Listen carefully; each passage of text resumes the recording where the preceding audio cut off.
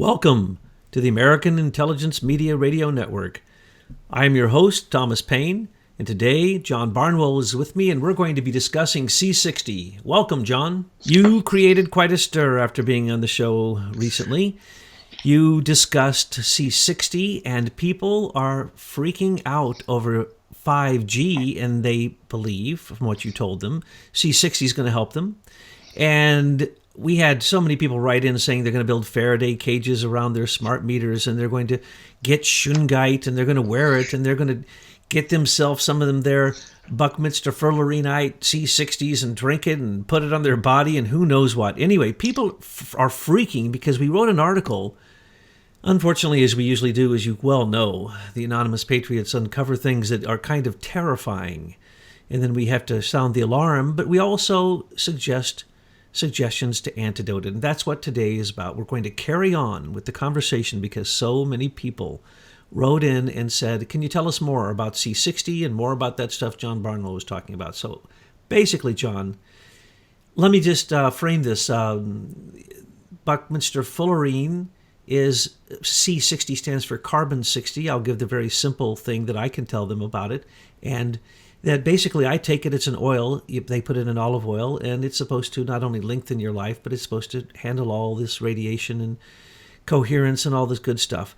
But there's many, many, many, many things to it. But I just wonder, John, have you started building your geodesic dome in the backyard? Because I helped build one once, but they are not pentagrams and they are not hexagons. They are triangles. So when you think Buckminster Fuller and geodesic domes, you're actually not quite going down the right avenue, I assume, John. Is that correct? When you get into Buckminster Fuller, you're entering into really a broad landscape of geometrical thinking. And his basic geodesic dome is formulated or shaped from triangles. That's true. But you have a lot of different practical designs that he worked with that incorporate different aspects of spherical geometry. I think that the main point in Buckminster Fuller's view of design is that when he looked to nature, he saw that the fundamental within nature's creative processes was based on a spherical design. And so he became intrigued by that, and he became intrigued by all the various forms of geometry that could complement that quest for a spherical shape that was found by him to be so harmonious. So then C60, there's also C70, C80. Are those spherical also? Well, actually, what you have with your C60, you have your 20 hexagons complemented by 12 pentagons.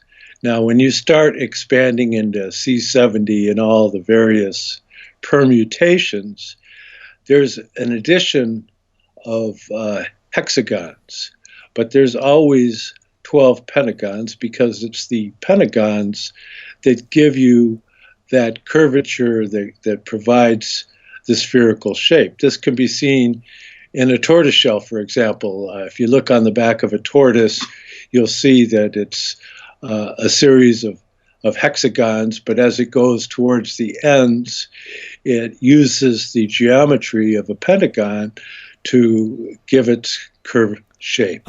So basically, isn't it Lao Tzu who looked on the back of the turtle shell and found the I Ching? So what are you saying, John? Confucius say, eat buckyballs?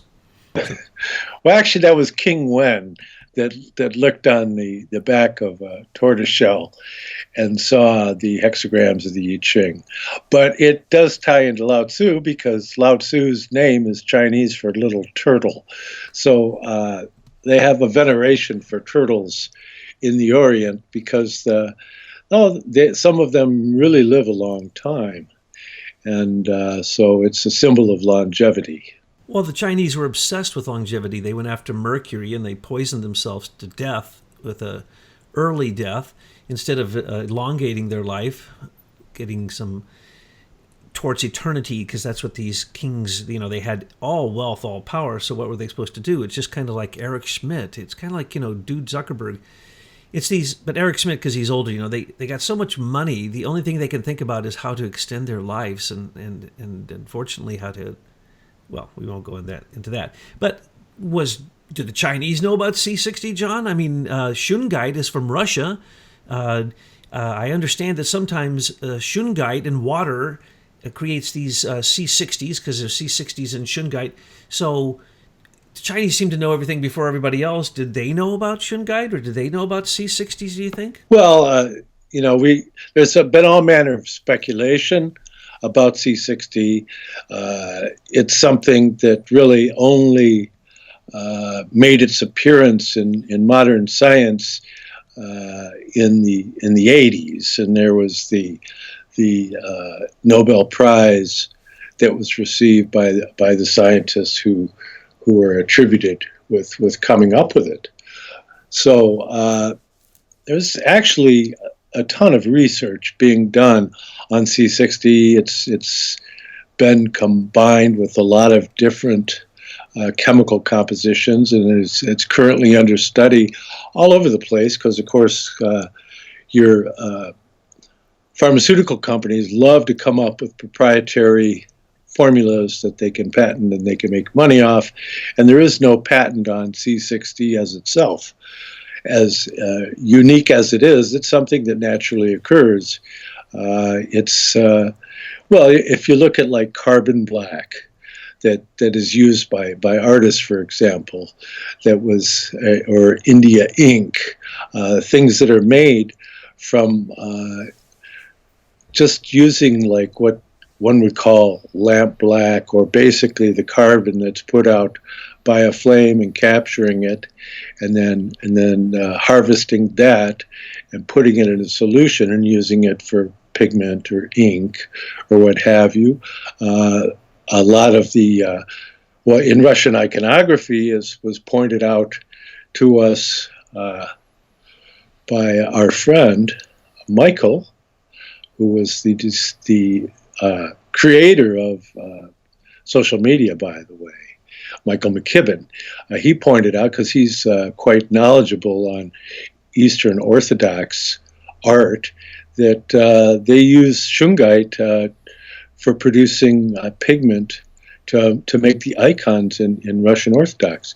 But again, a lot of that had more to do with availability, in that there were shungite deposits, and shungite is a form of carbon that has, maybe 3 to 6% of C60 content, but it was an easily harvestable form of carbon, so it became used for pigment and all that. And there's really no indication that there were any particular properties necessarily, although there may have been. I don't speak Russian, so I've been unable to research that after Michael's comments to us just the other day. But it's something. Again, with something like this that we're putting together, this is food for thought. We're not attempting to treat, cure, or mitigate any diseases or anything like that. We're not making money off C60. I don't sell it. You don't sell it. It's just something that we found that we think that there should be more people aware of, and that as an aspect of citizen research, which has become something that's so prominent these days, because what's coming out of our traditional media and out of corporate environment has not really been citizen friendly. So we're up to our own devices, and we don't have operating manuals. In fact, that led Buckminster Fuller to his one main book for the public was Operating Manual for Spaceship Earth.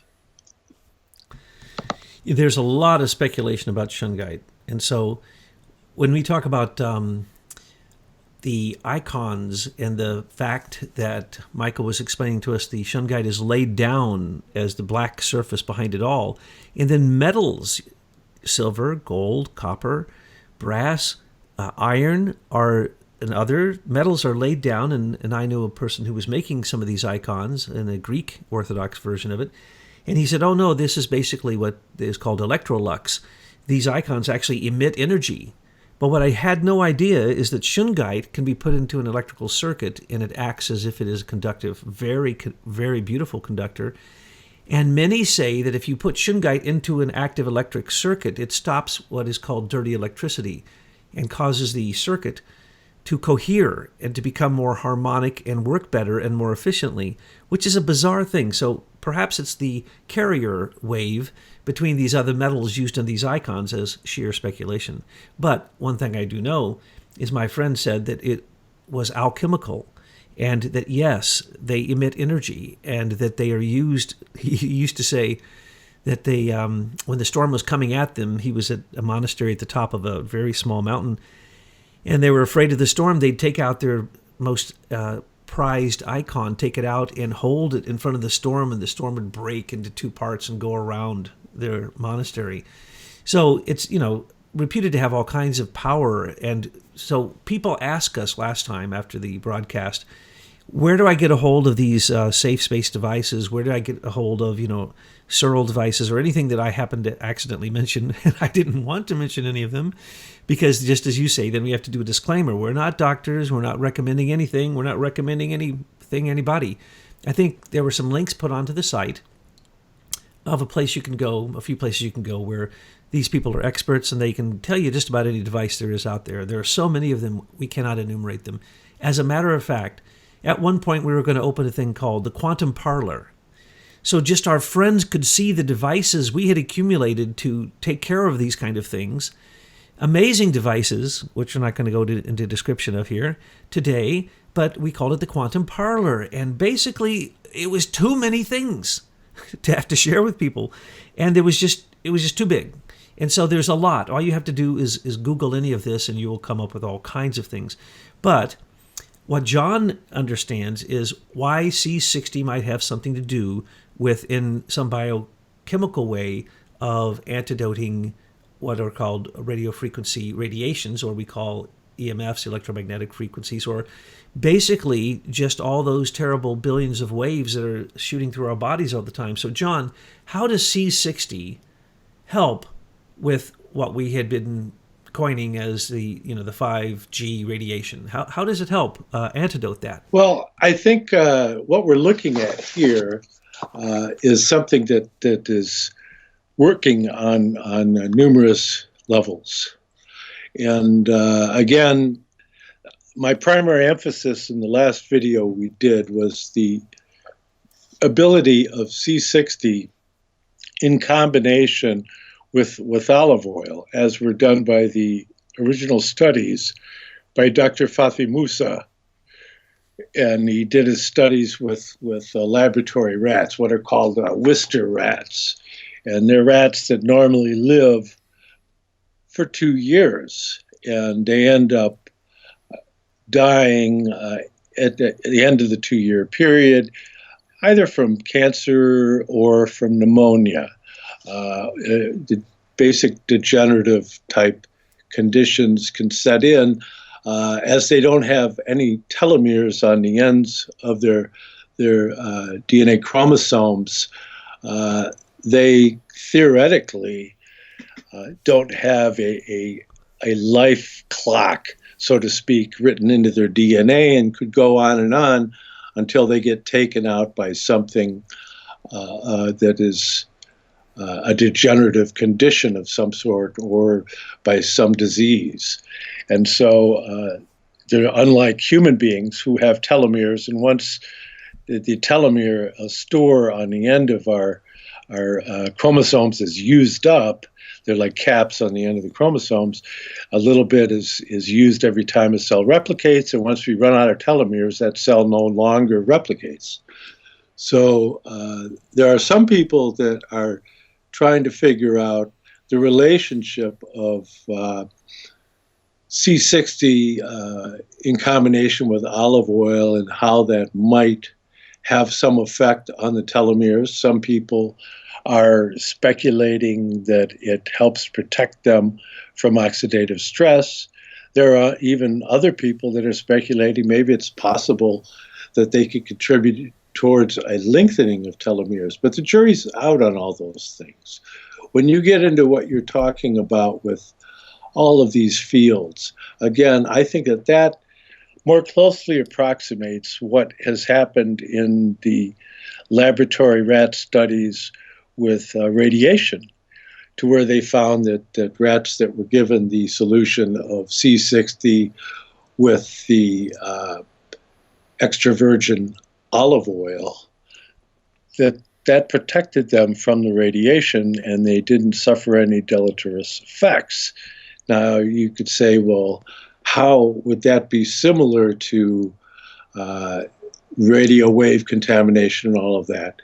And what you could say is that with radioactivity, what you have are particles coming from whatever the radioactive source is, coming in and disrupting the substrata, the actual composition substrata of cellular tissue and blood cells, everything else that is a basic degeneration.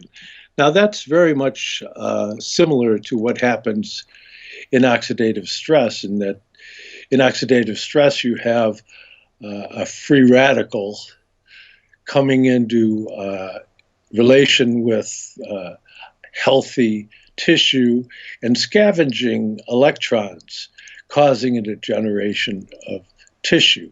So there's something disruptive on an atomic level happening there. Now, we could speculate further and say that that's very possibly what's happening when people are exposed to excessive amounts of these various electrowave, microwave, and so on and so forth, that these are disruptive on an atomic level of the electron rings. And so in that sense, could be a real analog in the very real sense of the disruption that occurs through either free radicals or also with radiation. And anything that you can do to help promote proper homeostasis or balance is going to be helpful. I point back to the observations of George Shawa, the founder of the Macrobiotic Foundation. And he found that people that lived by the ocean, quite close to Hiroshima and Nagasaki, who were hit by atomic bombs, but yet the people that lived on the ocean and did not eat Western food, but ate traditional Japanese food that was high in sea vegetables, like seaweed and various ocean-sourced plant life and fish, that they did not suffer the bad effects of radiation, the radiation burn and all of that. They were the ones that survived that Holocaust the best. And so he figured that it was the sea salt was the magic component. But then again, if you look at sea salt, you say, what is sea salt? Well, if you look at the cellular fluids and the intracellular and extracellular fluids and your lymphatic and the serum and the blood and all of that, all those are analogs to seawater. They are meant to have the same mineral balance as the ocean. It's like you have an internal ocean going on there. So in essence, by maintaining a proper balance, which is hard to do by taking one element at a time, but it's best to get a really good source of sea salt. For example, I like the Himalayan salt. It's some of the most pristine and balanced that you can find, and that's going to help maintain homeostasis. But as far as C60 is concerned, it seems to have kind of what you might call a cosmic ordering effect, in that when it's introduced into the body, it helps promote this balance, this equilibrium of the various forces.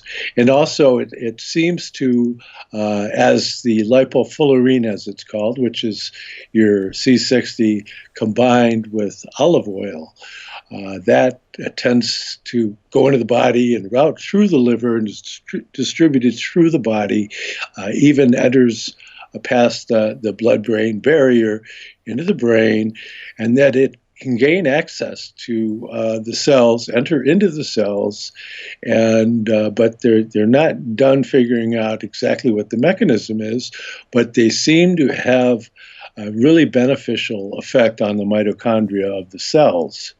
And the mitochondria, of course, is the that which is providing the energy for the cells. It produces the ATP, as it's called, and that gives the cell energy. But another stipulation is that when Dr. Musa was providing this lipofullerene, he was trying to, again, find the LD50, or the lethal dosage. That was the intent of his experiment. And so he front-loaded them, as it's called. He gave them large amounts relative to their body weight, but then he only gave it to them twice a week as a maintenance, once he had provided a larger amount to get the system started on it. And that the C60 seems to be able to neutralize free radical activity, but it doesn't become reduced as a result of neutralizing the free radicals. That it's able to cause them to be transformed into harmless substances. But there is another facet to this also, because it's important to keep your lipofullerene, your C60 with olive oil or any other oil, out of light. You want to store it in a dark place. You want to expose it to light, even infrared light, although I think that the best way to formulate it would be to wear those night vision goggles while you're making it, and do it in a dark closet or something like that, because it tends to have a negative effect on it by exposing it to light.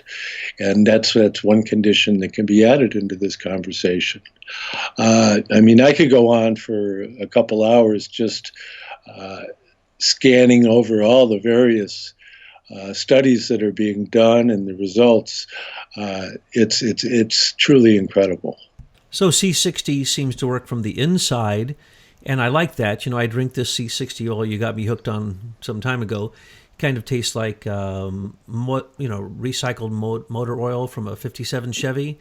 It doesn't have the best taste, and you don't put it on your body. You just take a little tiny bit of this in the morning, and it's supposed to, as you say, kind of heal those telomeres, that where your DNA at the end gets kind of ragtaggled, and somehow it helps that, and then it extends your life. Well, what you're saying then is the oxidative stress from all this radiation, from man-made radiation, can in fact antidote the degradation of DNA. And so that would be the instantaneous antidoting of these frequencies as they're occurring. Basically, is that what you're saying? And this is from the inside through nutrition, in essence, and something that we need. And as a second question, are there other things that do that you can also take? Well, again, we're going back to what people are trying to develop concepts that can explain the kinds of results that they're getting. And when you get into this, again, you're getting into a speculative area. The thing that they're most confident about saying is that it does reduce the amount of age-associated oxidative stress. But again, they're not sure, because the Dr. Musa, he gave olive oil without the C60 just to see what happened. He got a 15% age-related increase just using olive oil. So that's a good thing to know. But it's when he combined the olive oil with the C60 that he got more than 90% increase in life expectancy for the Wistar rats in his laboratory.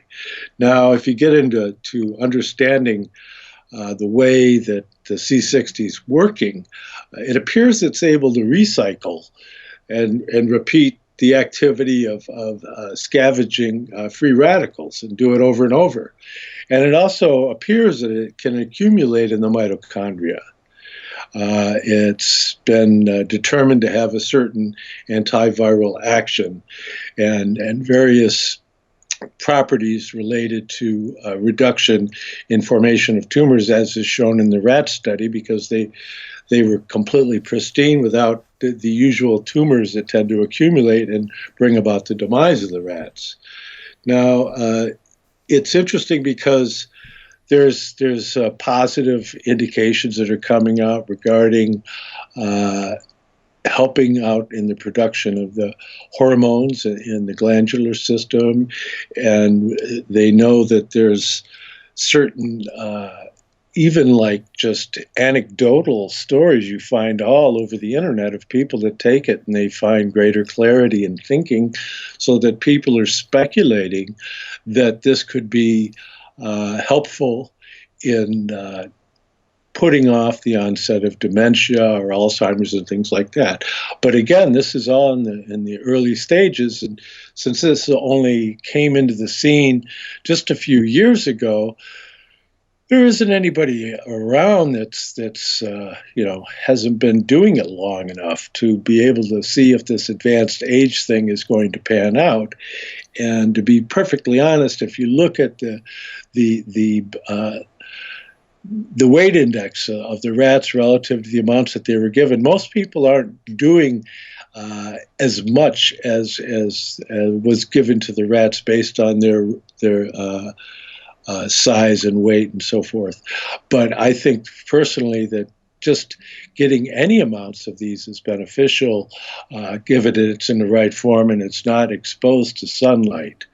But the mechanism, we really don't know what it is, because it doesn't appear that these buckyballs or fullerenes are breaking up in the process, that they appear to be able to take part in certain chemistry within the cell and then recycle.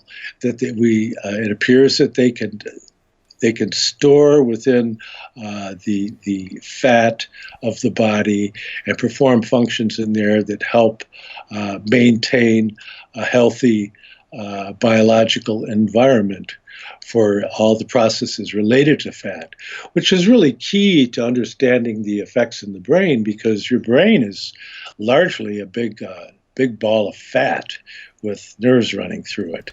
I take that personally, I mean, when you talk about me that way. Well, now when somebody calls you a fathead, it's actually a compliment. Oh, thank you. Thank you. But, you have this whole thing that everybody's been chasing relative to the balance of the various omegas 3s, 6s, and 9s, which cannot be underestimated. And so for most people, actually just inducing or including in their diet some healthy oils that haven't been put through any kind of weird chemical processes or anything like that, or heating, is going to be very, very beneficial in the first place. And since I get to speculate on this one, you said I get to speculate, right? I'm going to speculate here, because what you just described, the healing of the telomeres, when people say, okay, I got all this bombarding hitting my body all the time from EMFs, and I'm going to take a little teensy bit of oil, and inside that oil is a little teensy bit of C60, and somehow that's going to stop and help, or help heal, this bombardment. Well, I know from some research, well, I don't know, but I've seen from some research that they say there are frequencies, literally sound frequencies, basically, or frequencies that are being used that can make the same telomeres at the end of your DNA be healed, so that they're no longer breaking into pieces. And so they can do this with the frequency. I've heard that there are substances, I can name a few of them, but I don't want to get in trouble, but there's some substances you can take that also heal the telomeres. So when you were just describing the C60s as something that doesn't really get depleted in the process and something that they get stored and they keep getting used and used, you're talking my language. That's the language of enzymes. That's the language of the miracle of the body, enzymes. Enzymes can conduct 100 million, a billion, in some cases a trillion reactions in 1 second. And yet it does not deplete the enzyme at all. Well, it sounds like buckyballs are like that. So I have put forth my own theory. I think I'll call this the Thomas Paine theory of nonsense of whatever it is I'm talking about. And what is going to happen here is that it's a frequency. Thomas Paine says that enzymes are like frequencies. And they don't die, by the way. Enzymes do not die. And it sounds like buckyballs might stick around at least for a long time. So is it, John, possible that like enzymes that can do so many reactions, and they say that the form of the enzyme goes in and finds the exact cell that it wants to react, the exact thing it wants to react to, and it locks into it as a form, and then communicates to it, and then unlocks and goes to the next one. Not possible. That can't happen a trillion times in a second.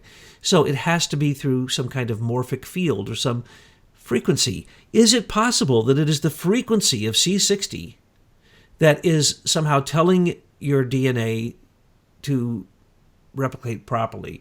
And is there any other substance that you know of that you have heard that does that is a substance you can literally take and eat? I've known of herbs that supposedly heal the telomeres, but I do not know of anything that can, except that I've heard of C60 that you can take through your mouth.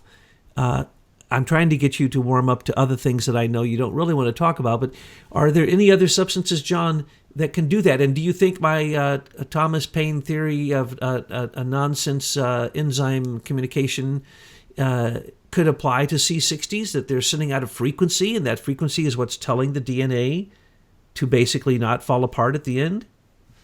Well, that brings up an interesting concept, because you could go and say, okay, well, what do we have here? We know that DNA is associated with infrared, okay? Because that is key to its discovery floating freely in outer space. And that we know that there's an infrared emission from the buckyball form of carbon. And so in looking at that, you go, okay, well, what's up with that? And then you go and you start looking into far infrared therapy, for example. That's become, you don't hear about it as much lately, but it's still very much out there, and it's very beneficial for cellular activity in general. And so you could speculate that there's some kind of infrared therapy going on intracellular, which is quite an interesting concept to work with. And I really don't know of any analogs that are being done, but they probably are being done somewhere.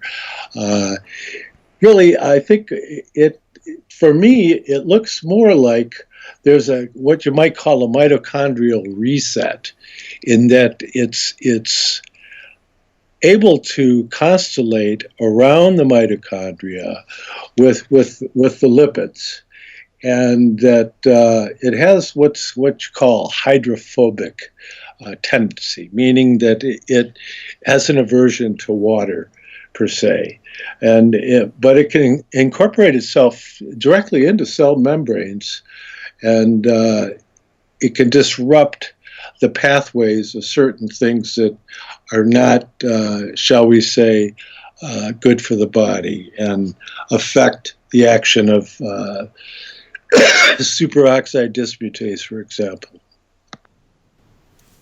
Fascinating. The study that you've had to understand bioelectrical energy cellularly has, led you to redox molecules and all your different research and the different types of substances that you actually have marketed and distributed to help people. And so tell me, seaweed is supposed to help stop radiation, right? And aloe vera, I've heard, is something you can take that can help for people who have electro-hypersensitivity. And other such substances. I know you have a broad spectrum of your approach to nutrition and all the different things that you can take naturally that can help these things.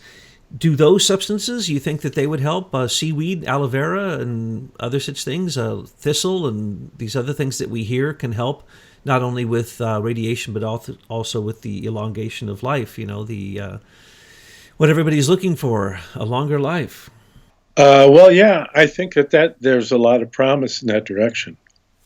If really with aloe vera, if you go back to the late 40s, early 50s, the government was doing studies on radiation. And there's a book I have somewhere in my library, hidden away upstairs. Very hard to find, but it's a study of these experiments and all of that. And basically what the government found is they found that taking fresh aloe vera and putting it on the little critters in the study, what they would do is they would do radiation burns on the rabbits.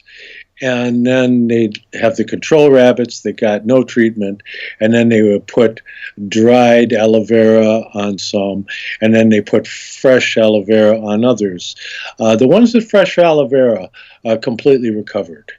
There was a moderate recovery with the dried aloe vera, and then there was, of course, no recovery at all from the ones that didn't receive any treatment. And there was the isolation of the beta mana molecule in aloe vera, which became very popular with mannitose, but then it became expensive, and they started using all different forms that were not the same, and they weren't getting the same effect, and so you hardly hear about it anymore. But aloe vera is truly remarkable, as are sea vegetables. I think that the amount of aloe vera I've personally consumed in my life is thousands of gallons, but it's only the inner gel. I wouldn't recommend anybody consuming internally the outer part of the plant. That's good for topical use on your skin, but it's not meant for internal use. Our discussions of shungite made a lot of people go out and get it, and we got some, and we started playing with more and more of it, and it is an amazing substance to put on your skin. Also, we recommended what Edgar Cayce recommended, which is ionized or carbonated ionized iron, which is basically steel. Anything steel, put it on your skin, and it can stop these vibrations of viruses, and also the coheres and discharges the electromagnetic frequencies. But one thing that I just found, John, which is just amazing, because I had speculated in my little speculative mind that silver would help. And yes, they found that if you take bamboo fiber and you interweave silver into it, that this can stop the electromagnetic frequencies even penetrating into your body.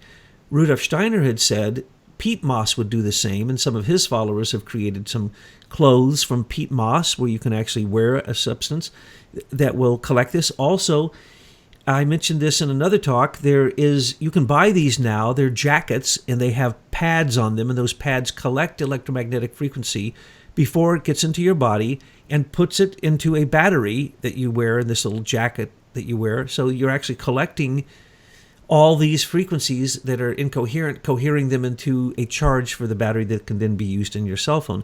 So there are jillions of these kind of things. There's little tiny patches you can put on your cell phone. There's patches you can put on yourself.